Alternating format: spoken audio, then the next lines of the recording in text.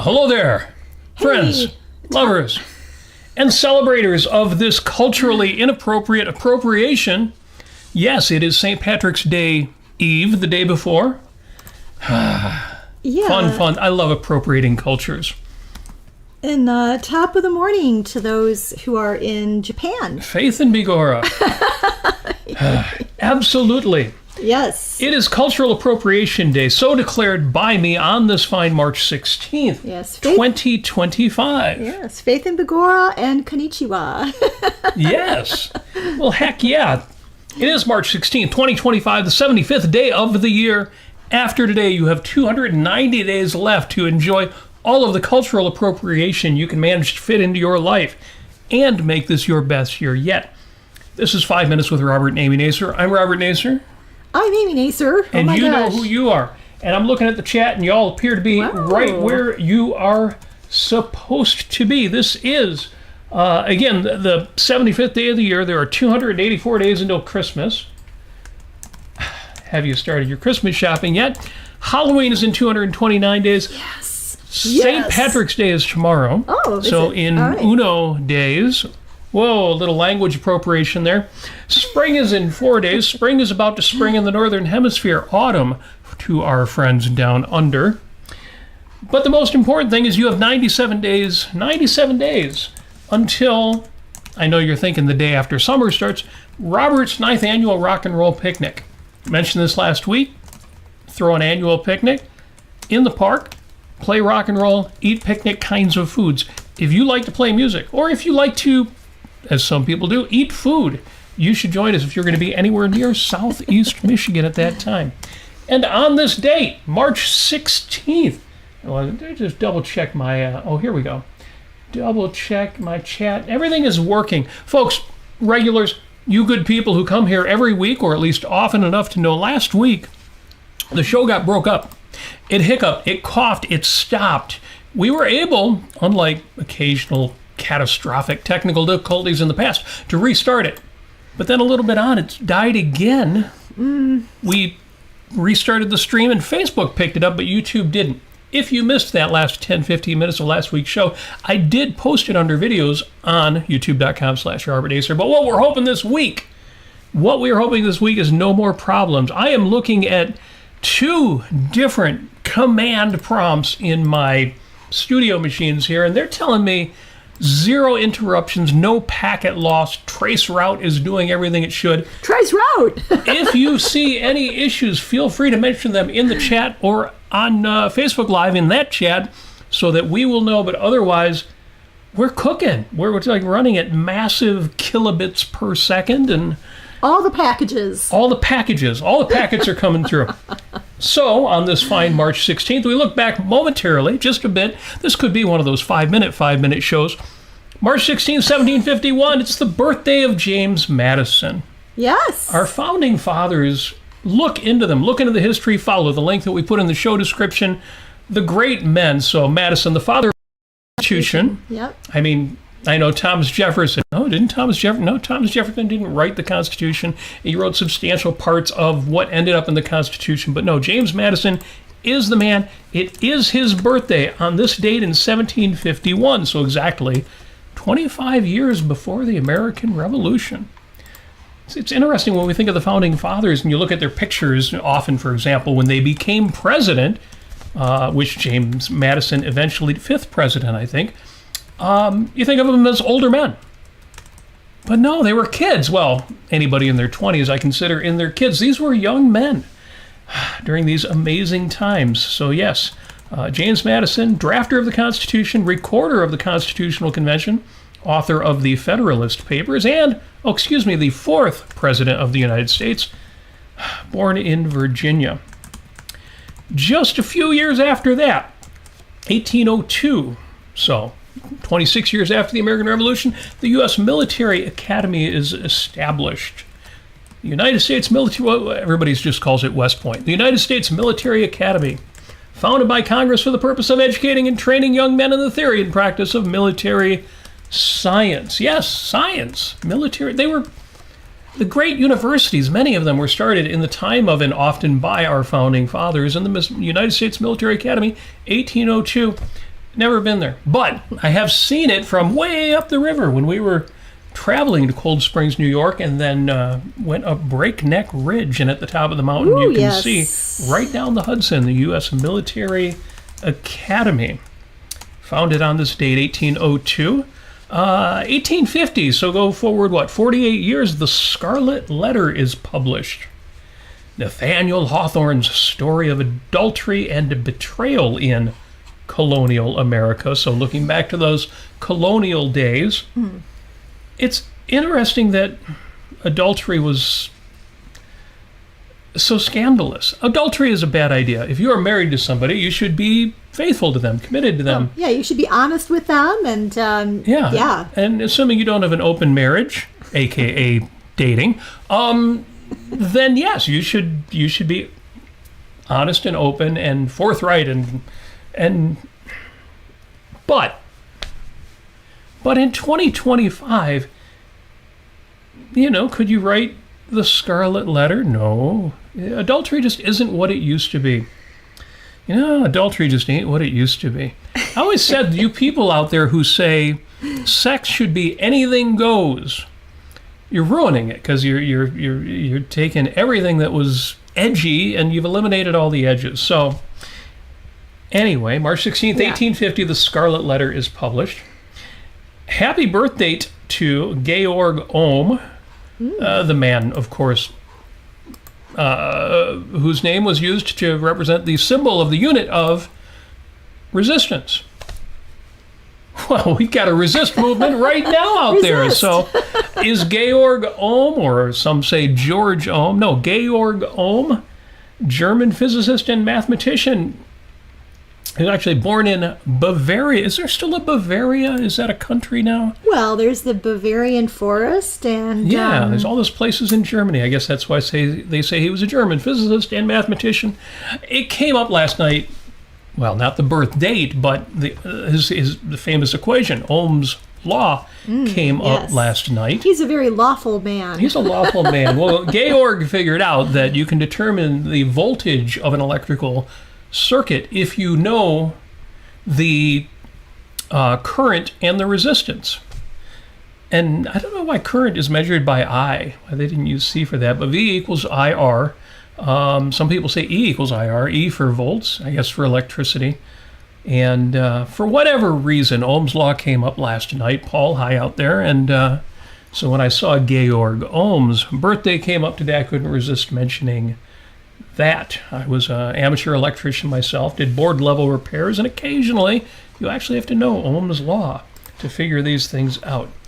Doubling the confusion, since Paul is out there, I know he knows this. Doubling the confusion, V equals IR, wouldn't the I substitute not for current but for resistance? In other words, for inductance. All right, you technical people, that's enough of that out there. There's one holiday that was listed today, and I don't get it. So it might be one of these goofy recent holidays. See what you make of this. Today is Happy Everything You Do Is Right Day. It makes me think of the song by Todd Rundgren in Utopia. A great song, one of my favorite songs by that band, called Everybody Else Is Wrong. Right. Yeah. Oh my gosh. And it was on their what was it, Deface the Music album, which is an album of parodies of Beatles songs. Deface the Music and Dance. Yeah. Deface the Music and Dance. And that's it for holidays today, but we're celebrating another holiday. Yes, we are dressed with the green, Amy in her jewelry and me in my hat and shirt. And it's a day for green beer. Look at that, green beer. It's not really. It's a green bottle. I was going to take this green beer and pour it into a glass and add food coloring to it, which we do have. But I thought, that's green enough for me. Now if I turn it around, we realize this is actually Dutch beer or Hollandaise beer. Why are does it have egg and cream in it? Why are people from the country of Holland called Dutch? And everybody out there now is shouting, Holland's not a country, it's the Netherlands, you idiot. Yes, I know, Holland, it isn't even a province anymore, it's now just an area. And I don't know, when I was growing up, people talked about Holland being like a country or something. But so I'm typing this in here. Does green beer yes taste bad? Well, food coloring has no flavor, so I hope green beer doesn't taste bad. Well, but as far as I understand, food coloring has a base of vinegar in it. And that would surprise me. I don't know. It just it doesn't inherently taste bad. I don't know. Green beer is a visual cue, not a flavor change. Yeah, I don't think food coloring really impacts the flavor of things. Oh, that's good. But on the other hand, it does, because the other thing is when bars and places sell green beer, they also tend to be a little sloppier about it. It's a party. You don't care as much about the quality of the beer as you do just that you're having fun. And although some people will be haughty about that, I want to say I'm okay with that. I'm just fine with that. So St. Patrick's Day is tomorrow, and so we make fun of the Irish. Well, we don't make fun of the Irish. We make light of the foibles of the Irish. And our friends like who was the Irish guy that worked at Art Van? Oh, Patio Furniture. Yes, you can find our previous St. Patrick's Day episodes for all the Irish jokes we've told. When Patty had to go down to the courthouse because, of course, he was in trouble again for drinking, and he had to get to the courthouse, and he had to be there at a certain time, and he couldn't find a parking spot. And he's driving around the block and driving around the block and driving around, and he can't find a place to park, and he's so desperate to get there on time that he looks to the heavens and he says, oh Lord, if you just open up a parking spot for me, I will go to church every Sunday, and I'll give up me Irish whiskey. Just find me a parking spot. And he's driving down the block in front of the courthouse, and suddenly somebody pulls out, and this perfect parking spot opens up, and Patty parks his car and looks up to the heavens and says, oh, never mind, I found one. Very nice, very nice. You are very convincing as an Irishman, even though you're not at all. Not at all convincing. That's true. But I've got the green hat, and that's kind of what I want to say. Is I am a big fan of cultural appropriation, and yet it was a thing, and to some people it still is. You know, my ethnicity is not your Halloween costume. People angry about these things. How dare you? How dare you? I wrote some rules here, just some life rules. Now, are these off the top of your head, or did you look this up? No, the top of my head. Wonderful. What do you got? So if you, I would advise against assuming the worst intentions of others. Always assume positive intent. So, I think that our culture is embracing that a lot more. I think during the pandemic, everyone was really depressed, like in general, because we were in a pandemic and we were in the lockdown. And everyone was kind of like really irritable and ornery. But now I think people are coming out of that and saying, oh, wait a minute, actually, you know what? Let's just assume that somebody isn't like out to get me or trying to insult me in some way if I see them wearing whatever it is that I consider to be part of my culture.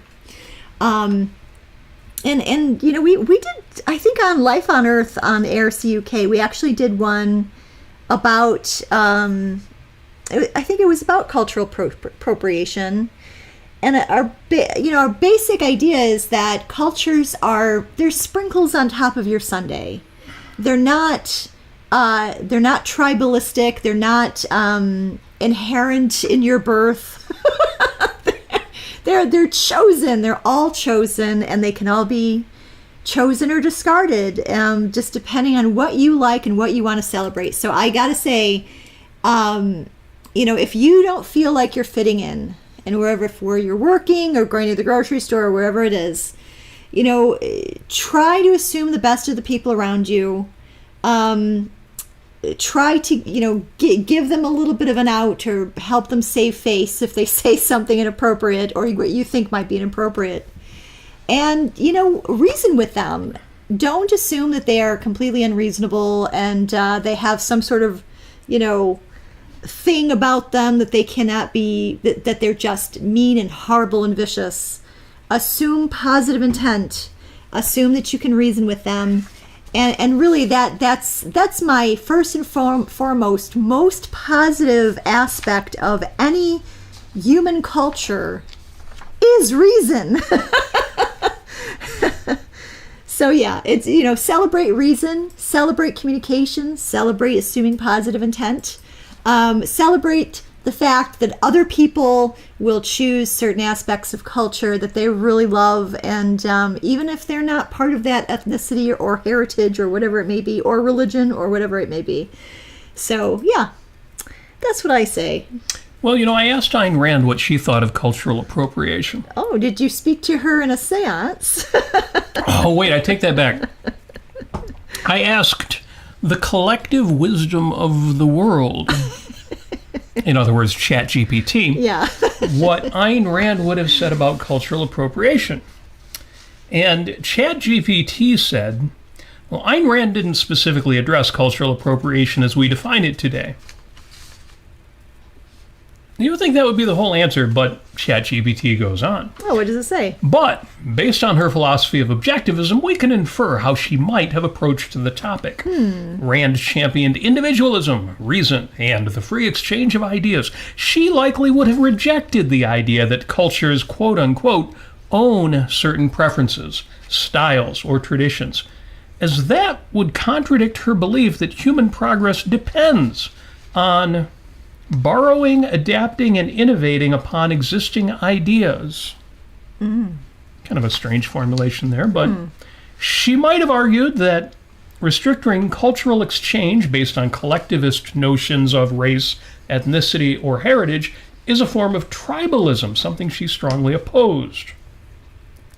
She would also have framed cultural appropriation as an issue of property rights. If an individual or a company copies an idea that is legally protected, such as through patents or trademarks, that could be a legitimate grievance. But if someone is simply adopting styles, music, or cuisine from another culture, she would likely see it as part of our free market of ideas where creativity and innovation flourish without artificial barriers. In short, Rand would probably have dismissed concerns over cultural appropriation as collectivist thinking that limits human creativity and freedom.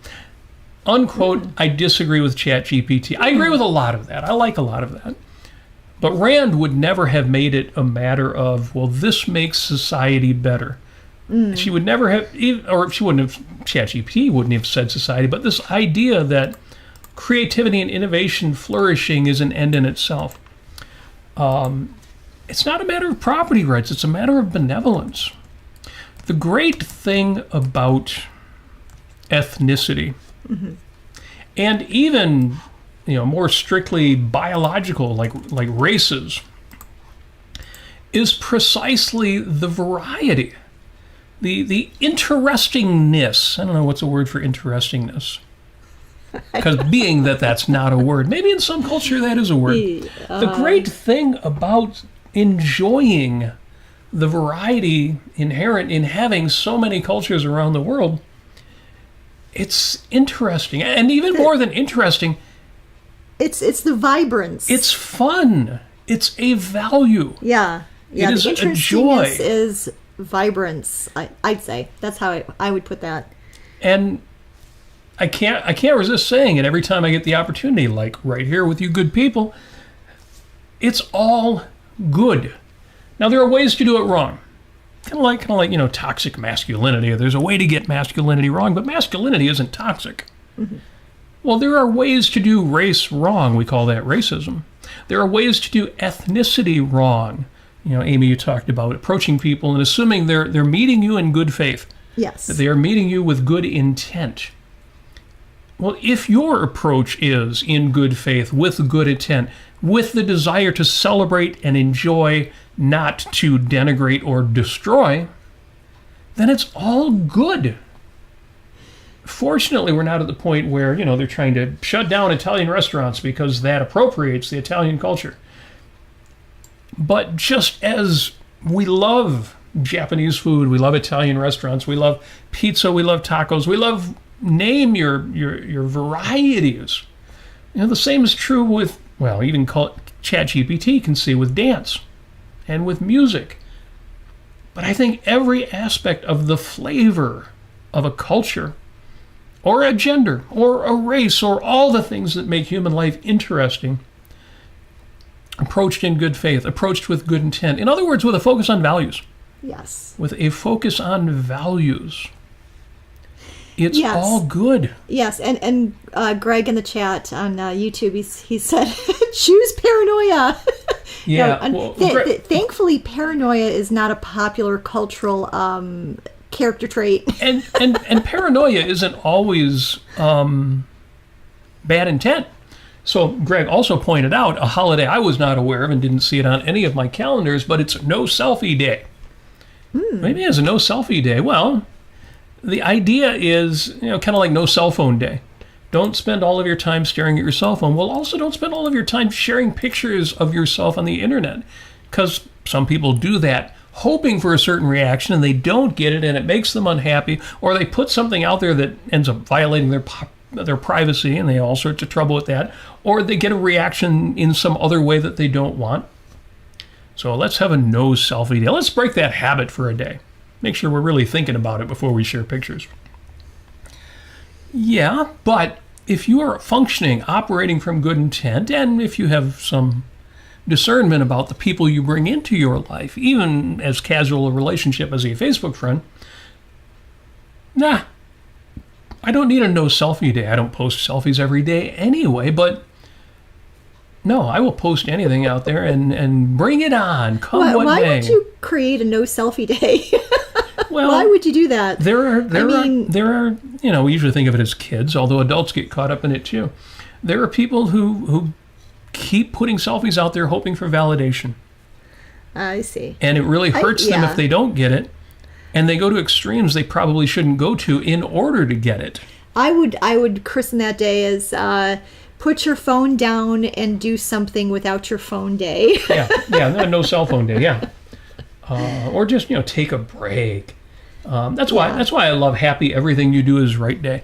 Obviously, that's a ridiculous holiday. It can't be determined from a holiday that everything you do is right. It doesn't make things that are wrong right, etc., etc. But if everything you do is from good intent, then at least you have very little reason for guilt when things do go wrong. It's one of the areas that I disagree with a lot of my friends who say intentions don't matter. All that matters is your actual actions and your results. No. And I get why people say that, because there are people, not the kind of good people we're talking about, and certainly nobody who's watching or listening to this right now, but there are people out there who will say, I did a bad thing, but my intentions were good. Yeah. And they weren't. If the way that you did it was bad, then don't tell me even if you felt like your intentions were good, your intentions weren't good. Right. I mean, if say for instance you have an accident, you bump into somebody, or you accidentally trip somebody, and say, instead of saying sorry, are you okay? Can I help you? You say, I didn't mean to do that. Some of you are laughing, but that's an actual example from real life. Don't do that in our lives here. Yeah. No. Reach out to them, see if they're okay. There are How about people. That? If that sounds ridiculous, that anybody would ever do that, consider this. If something was by accident, you didn't do anything wrong. Let's say, you weren't unreasonably distracted or anything. It was pure accident, couldn't have been prevented. Like you bumped into somebody's car because you slid on ice that wasn't visible. Is it rational to then say, well, you shouldn't apologize because you didn't do anything wrong? It was through no fault of your own. And you certainly shouldn't be held liable for any damages to their vehicle. Okay, well, that gets into more of a borderline case. What should the damages be? But the point is, both in determining damages and what actually happened, your intentions absolutely do matter. And that's, again, why good intent matters. I know people who well, we know a few cynics. Not just cynics, do we but... know a few cynics? Yeah. But my point is that they don't always operate from a position of good intentions. Right. And that what they will tell you, if that, again, sounds ridiculous, nobody would do that, they will tell you, well, I don't have good intentions toward bad people. If they're not good people, I'm not going to be a good person. And I'm like, why would you want that? I mean, it goes back to the Nasir principle of treat people as you deserve to treat them. In the sense of right, be a good person. You know, if don't change your personality or character traits just because somebody's rotten. Yep. Don't stoop to their level. That's another way of saying that. Don't stoop to don't let their world yes become your world. It's one of the more controversial things I've posted, and I still stand by it. The way I originally put it was, don't treat people as they deserve so much as you deserve to treat them. Yes. And although I thought this would only be a 5-minute show, let me explain that for anybody who hasn't heard that one before or might still disagree with me. If somebody shoves you, maybe you have to shove him back. If he's looking to pick a fight, and you got to show him, hey, I ain't gonna put up with that. But if somebody accidentally bumps into you, and say it wasn't even fully an accident, they were distracted, they were looking at their phone, they weren't doing what they should have done, is the right response to that to then bump back into them? If somebody insults you, is the right response to insult them? If somebody gets really mean and ugly with you, is the right response to get ugly with them? If somebody violates your rights, is the right response to violate their rights? Or in all of these cases, should you say, wait a minute, I could do those things, and sometimes you have to. Sometimes you have to defend yourself. Sometimes you have to punish somebody who's done something bad. I'm not discounting that truth. But your reaction should be based on your universe, not theirs. Right. Because otherwise you're the world's policeman. Otherwise, every time somebody does anything wrong that affects you even a little bit, you've got to go out there and right that wrong. And I don't just mean make things right. I mean, You've actually got to punish people over and over and over again. Someone's wrong on the internet. Most of the time, the answer to somebody like that is express your disagreement or your disgust or whatever your reaction, and then just leave. Just leave. Yeah. The biggest punishment you can do to anybody who actually gives a rat's ass what you think and is trying to hurt you is to put them in your rearview mirror. Yeah. And watch them recede into or don't even watch them recede into a pinpoint, and then you can't even see them anymore. This is the way that I think of it. If somebody says something really dumb and horrible and vicious in response to whatever I write online or whatever, if it's pretty obvious that they're pretty darn ugly and they're irrational, I put my trust in the reason of other people to see that fact. So I mean, it's like a banner for the person it's like a guy, the person who's being vicious is holding up their own sign saying, "Hi, I'm really ugly and vicious." I mean, what more can I say? If it's obvious, then don't go back and entertain them. Don't go back and try to justify their malevolent world that you need to justify yourself. You don't need to do that. Just let it sit there. Don't let them matter that much. Yeah. You don't have to do anything. Here on the Facebook side, Frank says, how do you confront a Karen? Okay, first of all, I don't live in a universe where the name Karen refers to presumably a busybody, troublemaking, often malicious or racist, or just the kind of person who calls the manager all the time. Yeah. I don't live in a universe where there are Karens. if I do run into that kind of personality that for some reason have slapped that label on, which I think is an affront to everybody named Karen, how could you take the name that Karen Carpenter had and make it an insult? But either way, okay, you encounter that kind of person. How do you confront them? The short answer is, I think twice before I confront them. Do I have any reason to confront them? Why would I want to confront them? Why do I want them in my world? Now, I'm not going to evade them if I have to do something about this person. But even then, the most I have to do is just denounce them and say, you're terrible and you're doing terrible things. You should stop that. No, you've really got to do something about the people like that. Okay, what do you think should be done to them? I should go behind the local restaurant and find a milk crate, a soapbox, put it down on the ground in front of Karen and give a speech? What? Or like slug her in the face? What do you mean? How do you confront a Karen? The way you confront anybody like that is, I disagree with you, and I think you're doing bad things. You're doing the wrong thing. You shouldn't be like that. It's not serving anybody. It's not even good for you yourself. And you're done. You walk away. And even if, this man or this woman keeps snapping at you or if they're trying to have an argument with you, is there any value in that argument for you? Is there any value in that argument for them? Maybe if they're a bystander, you go on a little longer and make sure you've made your point, but you've kind of already made your point. There's nothing more that needs to be said. Yeah, there's a phrase that I really like to insert in those sorts of situations is, I'm sorry you feel that way. Yes, which answers the follow-up question here. Well, what do you do when a Karen confronts you? I'm sorry you feel that way. I'm sorry you feel that way. And what that is saying is that you're not apologizing for existing, first of all. Not at all. You are basically saying you own your feelings. Yeah. You own your method of trying to communicate with me, and it's not effective. And you're putting yourself at a disadvantage by emoting all over the place and acting and thinking based on emotions, and it's not serving you well. Yeah. I think the most cruel and cutting thing I would say to somebody like that, and only if it really went this far, is, oof. I'm sorry you've chosen to feel that way. Right. Oh, ooh, ouch, sick burn.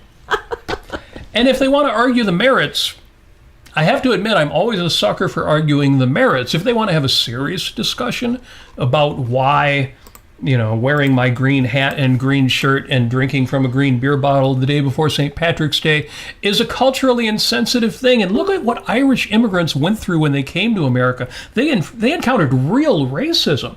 It's terrible, the things that were done. And why would you make fun of the fact that they somehow got this reputation for drinking too much or being irresponsible? Well, what was your name? Karen? Karen, I understand that. And yet, at the same time, countless Irish people and their friends have been able to make light of this. One of the virtues of humor is it gives us the ability to say, even though this was a bad thing, it's not serious, certainly not serious now. Right. It's a foible, it's a quirk, it's something that shouldn't have happened, but we can laugh, we can make light of it, we can say, we never had to take any of it seriously, did we? Right. Absolutely. That's actually one of the things that's specific about American culture that, and to articulate this the best I can here, is that as Americans, we see people's backgrounds with the culture, music, art, dance, whatever it may be, and we see the best of it. We bring out the best of it. We emphasize what's really, really good about it. And that is what we should keep doing. And anything else like that, like, if you say something like a generalization, like all Irish people are alcoholics. Yeah, the only people who shouldn't be celebrating St. Patrick's Day are people who actually think that. And as an American, oftentimes we reject that kind of ill will or negative generalization. It isn't true. Yeah. So yeah, it's you've got to keep your eye on what's positive about the culture that you like, the culture that you are embracing, not appropriating like you're some sort of like conquistador or colonialist or Like you're Putin trying to invade Ukraine. No, you embrace it, you enjoy it, you celebrate it as an aspect of your own personality and your own outlook on life. That's what you do, and that's what we do with St. Patrick's Day. Now, one way I would sum this up is to say, what about racism? Yeah. What about sexism? What about homophobia? These are real things. I know a lot of people want to snap and say, oh, none of that's real. It's 2025. Just get over it. No, those are real things. They're really out there. Yeah, it's real. But you tell me, does celebrating culture and race and all of the ways in which individuals are different. And gender. Celebrating gender, celebrating masculinity, celebrating femininity. Does it help or hurt matters to take an individualist approach that says, yeah, all of these things are good things? Or to say, as our diversity, equity, equity. I always wanted to say equality, but they never cared about equality. Diversity, equity, and inclusion friends, and all of the versions of DIE before DEI was even a thing. Is that the way? Is that bringing us harmony? Is that helping us appreciate one another? Is that giving value to the people who were included or excluded or anybody else? Yeah, there are certainly, you can approach those concepts in the most positive light possible, but you're not going to be including anything that says, how dare you, shame on you for liking something about my culture. Yeah. That's ridiculous. That should be inappropriate. And the thing is, one of the things that I wrote here is no culture in the history of man, well, maybe not in the history of mankind, but no culture currently it truly explicitly embraces anti-reason and embraces the idea that, or practices the idea that emotions are a guide to action. And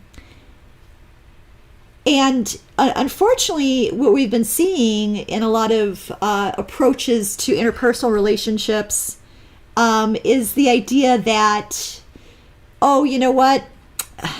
I see this person and I'm going to make assumptions about them because of their skin color or their ethnicity or their gender fluidity or whatever it may be. And I'm going to just assume that they are an emotion, they act on their emotions. And I'm going to have to be extremely careful about what I'm going to say to them, and I'm going to really shut myself down, and I'm not even going to talk to them because they're going to blow up at me any minute because I'm assuming the worst of them. Again, don't assume the worst of people. Assume that they can actually use reason. And if you call somebody who doesn't like to have a she or he pronoun, she or he, and however, let them know that you have an issue with that. I have a hard time remembering anybody who wants to be called they or them. I have a hard time remembering this. Yes. And it's epistemologically, it just doesn't, I've had many decades of experiencing not using those terms, and it's really hard. But so it's not something that I'm approaching it with ill intent about. Yeah. It's not something that's easy. Here's the difference. In your case, in my case, we do the best we can. If somebody wants some unusual request of me, I'll do the best I can. If it doesn't make much sense, then I'll probably screw up.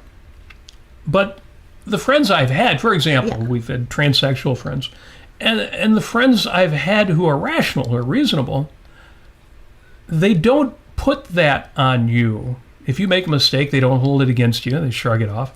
They might remind you, or they might not even bother because, again, they don't make their challenges your problem. Right. Good intent. That's the difference. And that's everything. That is everything. Intentions do matter enormously. They're not the whole story. They're just the context, the background, the setup for actual practice of virtues. But intentions absolutely do. It's also why I like participation trophies. I mean, they shouldn't be trophies. They should be more like ribbons. But you should get something for participating. You shouldn't get the same trophy as the winners. They should get the big trophy. But to celebrate people just for participating? Hell yes. It's also why I disagree with the people who say if you're a manager in a workplace, you shouldn't praise your employees unless they do something really outstanding. What the hell are you talking about? Right. Doing their job isn't outstanding? The fact that you've got somebody in here who's willing to put in 40, 50, 60 hours doing exactly what you need him to do, well, that's what he's getting paid for. Then you are providing the worst job in the world if it is not something where you can say, yeah, you got that thing done. Thanks. That was good.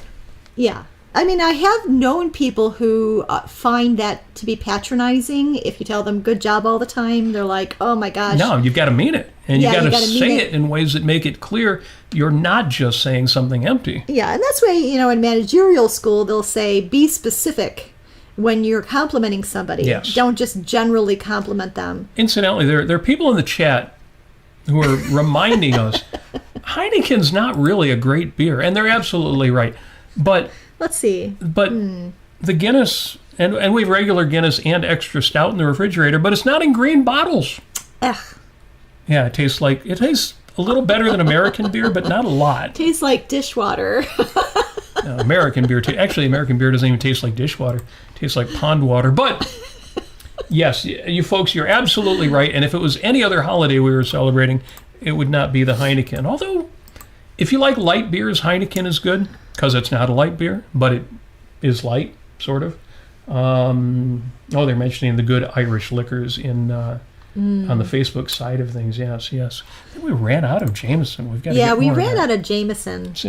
We drink. We don't drink a lot, but if there's one liquor we're going to go through, it's going to be the Jameson. That's we've got Crown Royal in there. I can live with that. Yeah, I've never tried Heineken Dark before. I don't know how that is. I want to throw an Ayn Rand quote out there. Throw it out there. Flip side of what we're talking about, but also makes the positive statement. She's talking about racism. Yeah. And look up racism on the Ayn Rand lexicon. You'll find it. And she wraps up the quote on here, like every form of determinism. See, we've been talking determinism lately. Like every form of determinism, racism invalidates the specific attribute which distinguishes man from all other living species, his rational faculty. Yes. Now listen to this. And I really want this for anybody who has friends who are racist, or if you have any feelings yourself of, when I talk to people of certain races, they seem less, virtuous, intelligent, whatever. Going back to Ayn Rand, racism negates two aspects of man's life. Let me stop there. I know people, I might even be still friends with them on some of the social networks, which means I need to prune, who will say, well, there are certain races whose IQ, when measured, has a lower average. And that affects, how well they do their work and how good they are. And societies of people who have lower IQs are going to have problems. It's so wrong. Listen to Ayn Rand. Racism negates two aspects of man's life: reason and choice. Mm-hmm. Or mind and morality, replacing them with chemical predestination, unquote. I know people will say, well, intelligence, that's a big part of reason, and if you're not really intelligent, you can't really reason well. And that is so wrong, because I have known people across the intelligence spectrum. I have known people who, just were average, probably lower than 100 IQ, but were good, reasonable, decent people. Right. Who did the best they could with what they had. And I've known people in, Mensa, the top 2% of the intelligence scale, who are less reasonable and less virtuous than just most ordinary, average people. Right. Yeah, so don't negate your reason, your ability to reason, your rational faculty, and don't negate your choice. Somebody in the chat is asking if my speech is slurring. Yeah, it is. It is a sad truth that one beer is enough to make me feel the alcohol. I'm not, I wouldn't get drunk on a beer, but it has an effect. Yeah, it does have an effect. There you are, Jim. But no pole dancing today. I don't get drunk so much. Just loosen up a little bit, which can be sloppy, or I don't think it has any substantial effect on me, but I'll just set that over there for now. You're starting to get a little bit relaxed, a little bit laid back, like you're on the islands. You guys, you're so awesome. No, I'm just kidding. Just kidding. Alcohol has no effect on me. So yes, I am saying Happy Cultural Appropriation Day. I asked ChatGPT, maybe you're right. I asked ChatGPT about that, and ChatGPT said, Happy Cultural Appropriation Day is a sarcastic and critical statement, highlighting the problematic nature of borrowing or adopting elements of a culture without understanding or respecting its origins or significance. Okay, I was reading, so it obviously wasn't in that tone of voice. I'm sure ChatGPT was saying it in a sweet and charming way in its own little electronic mind, but I like the expression. Yeah, and it's true. I wouldn't say sarcastic, but ironic. What's the word for sarcastic but not mean-spirited? Ironic isn't quite the right word. I mean, it's... Let's say joyously sarcastic. Yeah. Charmingly sarcastic. When I say Happy Cultural Appropriation Day, that is my way of saying you don't have to take the accusations of cultural appropriation or anything like it. Right. You don't have to take accusations that you are acting from bad intent seriously. You don't. You don't have to take that seriously.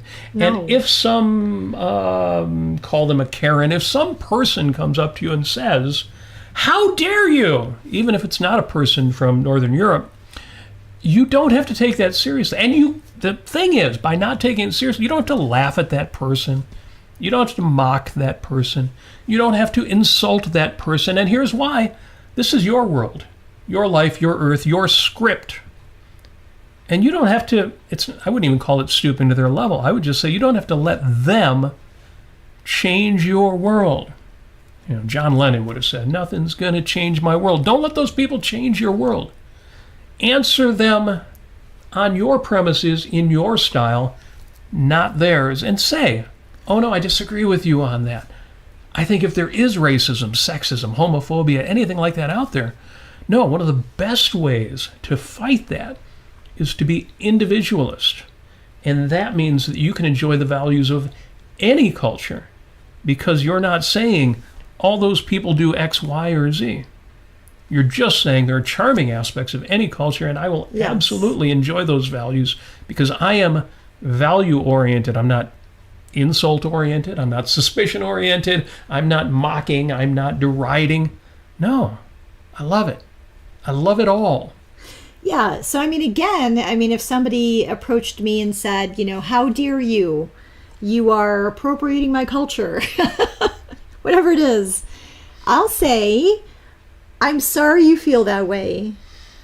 I am enjoying myself, and I'm enjoying these aspects of this culture, and I'm celebrating as a human being who values reason and who values the best of humanity, or whatever it may be. I may not go that far, but just, I'm sorry you're not enjoying yourself as well. I'm sorry you're not enjoying yourself as much as I am. And I hope maybe someday you can find your way to do this. And to embrace all the positive aspects of being a human being and having all sorts of different cultural references that you love and you're playful with and that you're finding joy in. Yes. Well, speaking of Northern Europe or Eastern Europe, the writer Jim Ashley says, no pole dancing by Robert Amy. That's a relief.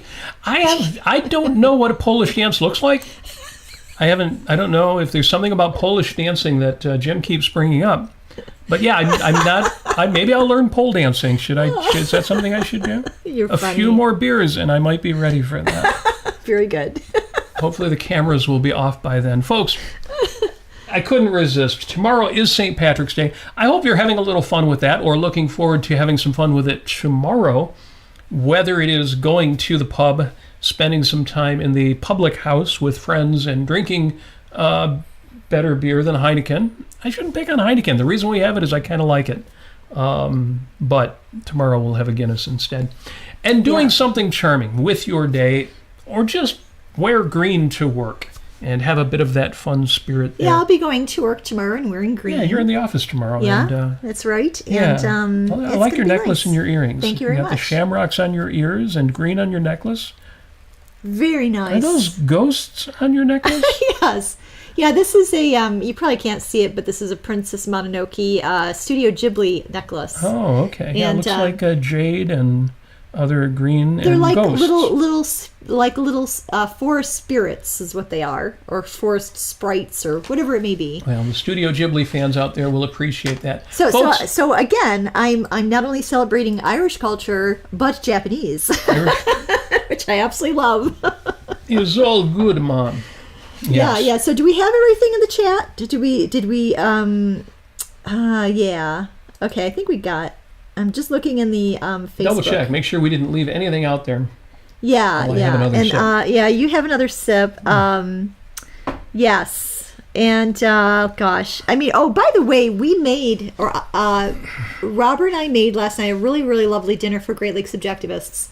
I was very happy to make Irish soda bread yet again. Oh my gosh. With buttermilk. And instead of using raisins, I'll give you a secret. Use dried cranberries instead.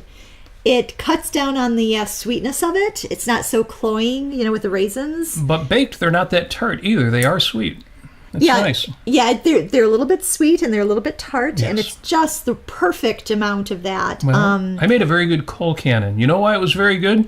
Because Amy gave me the recipe and the directions to follow. It was very good. It was coal cannon soup, Yes. which is a little bit different than coal cannon. Coal cannon. I should have said that. But we included some nice bacon in it, and It's like if there was heavy cream. If there was a pot full of cabbage soup in outer space, and then but made out of antimatter, there was a pot full of potato soup, and they crashed into each other and annihilated each other, and what was left in its place was a soup made of coal cannon. It was like that.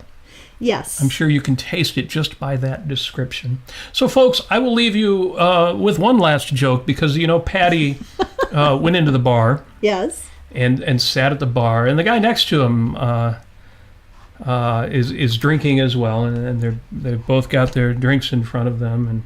And Patty says, "Hi, my name's Patty." And the other guy says, "Hi, my name is Tom." And Patty says, yeah, I'm from Ireland. And Tom says, "Yeah, I'm from Ireland too. Let's take a drink." And they both take a drink. And Patty says, "And I was brought up in the mills. I worked in the mills all my life." And Tom says, "You worked in the mills? I worked in the mills all my life too." And so let's have a drink. And they both drink to that. And Patty says, I was born in 1947 on January 27th. And Tom says, "Really? I was born on 1947 on January 20th. That's amazing." And they both take a drink. And down the bar, somebody says to the bartender, "Hey, what is going on down there?" And the bartender says, "Oh, it's just the Flanagan twins. They're drinking again." So, folks, have an outstanding St. Patrick's Day. Make it good. And that's all I got. What else? Did we miss anything in the chat? We missed a lot in the chat, but there wasn't too much to answer. Folks are just having fun there. Yeah. It's good. It's all good. Yes. We'll do a whole show on IQ, which will really only be 5 minutes long, because Tom points out IQ tests are very blunt tools.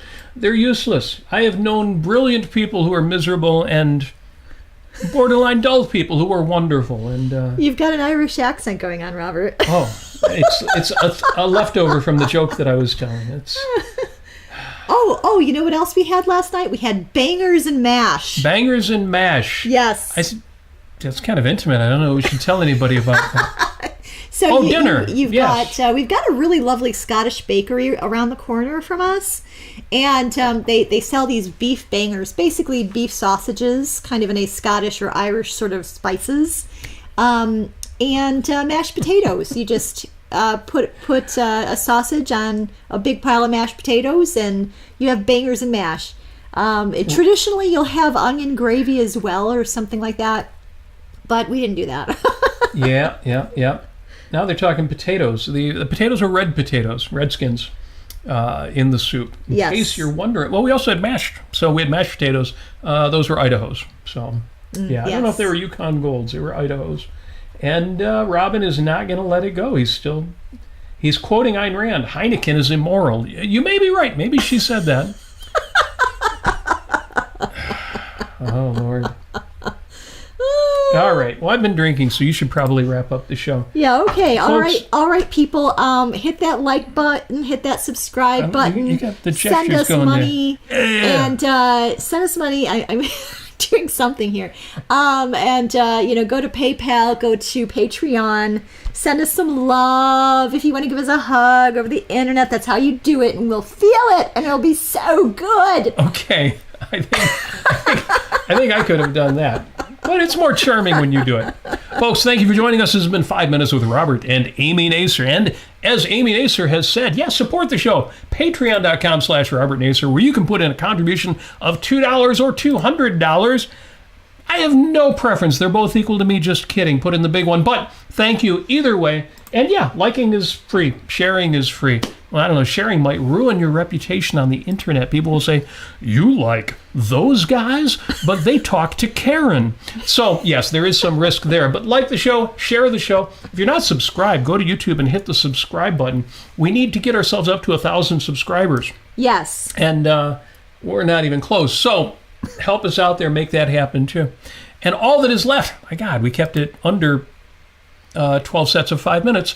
All that is left is for us to wish you all of the success that you so richly deserve. See, I'm getting the broadcast voice there, which gets rid of that Irish accent. All that's left is for us to wish you all of the success that you so richly deserve. I know you do, because people who don't deserve success don't listen to something like this, and they certainly don't listen for as long as you good people have listened. So thank you. Thank you for that. We are going to wish you all that success. We are going to wish you better beer than this, or at least as good beer as this. Have a happy St. Patrick's Day. And that's why we're also wishing you a little bit of Irish inflected with a terrible, terrible accent. We wish you